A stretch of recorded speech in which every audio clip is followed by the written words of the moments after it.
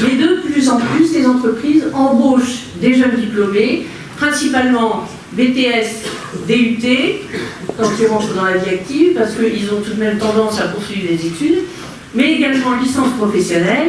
Et c'est là que l'intérêt de l'apprentissage ou de l'alternance prend toute sa force. Bonjour Alix Dupédou. Bonjour. Vous êtes chef du service formation à la Fédération française du bâtiment et vous avez présenté au colloque sur l'emploi des jeunes ingénieurs dans le BTP une synthèse sur une étude réalisée par l'Observatoire des métiers du BTP. Quelles en sont les indications clés ? Alors, le premier constat, c'est l'importance des fonctions de chef de chantier et de conducteur de travaux au sein des entreprises et l'importance quantitative et qualitative des besoins des entreprises. Elles ont beaucoup développé leur encadrement et elles continueront à le développer car c'est une nécessité compte tenu de l'activité économique et du changement finalement de la structuration des entreprises. Alors, est-ce que les structures de l'enseignement supérieur français sont capables de répondre à cette demande ?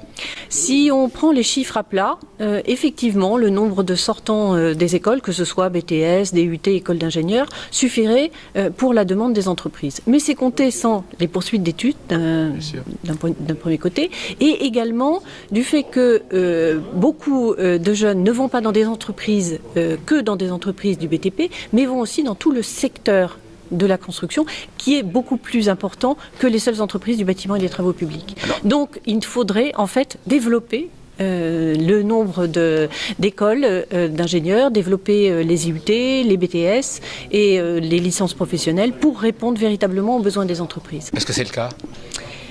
C'est le cas, oui, ça augmente, mais sans doute pas suffisamment compte tenu de l'augmentation des besoins des entreprises. Dont la sélectivité à l'entrée doit être forte. La sélectivité est forte parce que, qualitativement, les exigences des entreprises sont fortes. Nous devons répondre à de nombreux défis, défis technologiques, défis sociétaux, et pour cela, nous avons besoin de personnel qualifié. Alors, parmi les défis technologiques, numériques, environnement et sociétaux, managériaux ? Managériaux, oui, effectivement. Et tout à l'heure, un intervenant parlait de la qualité de vie au travail. C'est une notion qui est très importante et qui va se développer. Et notamment les jeunes diplômés, ils recherchent cette qualité au travail, quel que soit le niveau, du niveau 5 au niveau Bac plus 5. Et les entreprises du bâtiment et des travaux publics ont toujours été en mesure de leur apporter cette qualité de vie. Autre défi, effectivement, c'est le numérique et l'apparition du BIM. Mais ce sont des outils.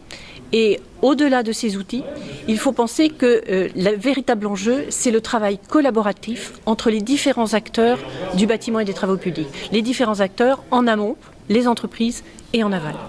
Merci beaucoup Alix Dupédou. Je vous en prie. C'est parfait.